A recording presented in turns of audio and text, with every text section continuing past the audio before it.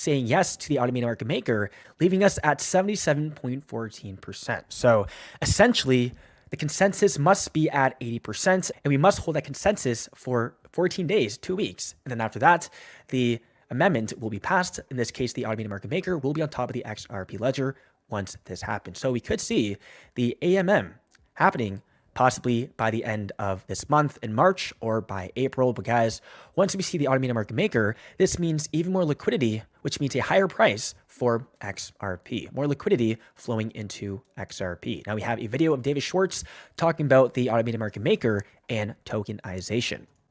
Things like automated market makers are an indicator of this sort of rapid evolution and just the beginning.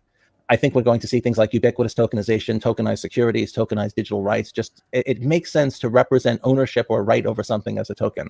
And if you're going to have tokens, you're going to need to be able to move between those tokens. If you're just stuck with one token, if you have a token and you're stuck with it, that's not very useful. So we need that kind of. There we go, guys. And during the bull market, which is happening right now, we have a bunch of different narratives. We have AI, gaming, cryptos, and another one is RWA, real world asset tokenization. And Ripple XRP is the biggest one in terms of that category.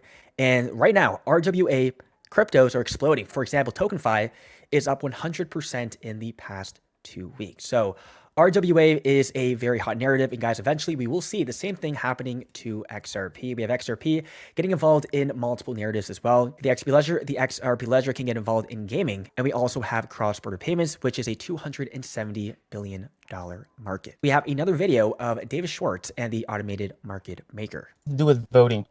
I'm not sure. Can we ask about voting? I guess. Yes, you can ask about voting. Basically, I guess now it's like 36 validators, right?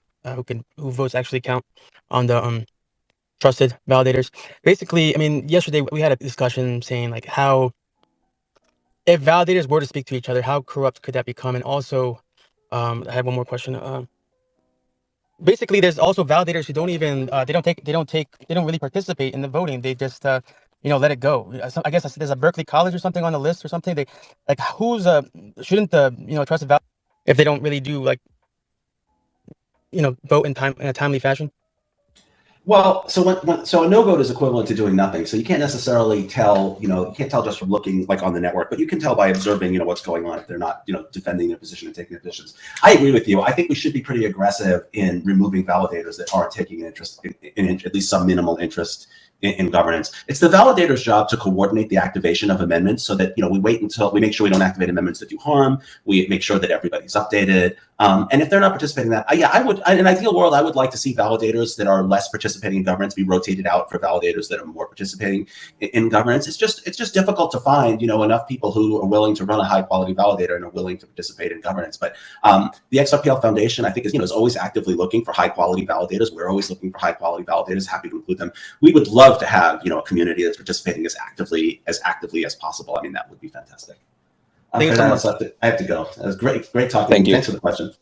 I appreciate that, Ben. I'll go down as a listener now. Thank you so much, David. We also have a video of David Schwartz talking about the difference between the private and the public ledger. In the private ledgers as it is on the public. Yes. The value proposition of XRP is that it has these liquidity pools. If it doesn't make sense to isolate something, like there's no place where gold is worth twice as much as it is now, because if there was, people would just bring gold there and they would buy gold somewhere else and they would sell it there. Unless the only way that you can have the value be very different in two places is if there's a lot of friction. And if there's friction, someone will make a business of removing that friction. So I don't see any realistic scenario where XRP has significantly different value unless something's wrong. Like a good example of a case, there was a time where the value of XRP, they called it the kimchi premium, right? Where the value of XRP in some Asian countries was very high, but that was because there were capital controls, right? That was because things were bad. I think that's a sign that something is not going well. The value proposition of XRP is that you can take it to all of the places, right? If I sell you some gold and you say, hey, this gold can only be used in jewelry, you're like, well, that kind of sucks. I don't want that gold, right? The value proposition of gold is that you have access to the entire value proposition of gold. And so I don't see any scenario in which where it makes sense to snip pieces off, again, unless something is wrong. That is it for the video. Hope you guys enjoyed, and I'll see you guys in the next one.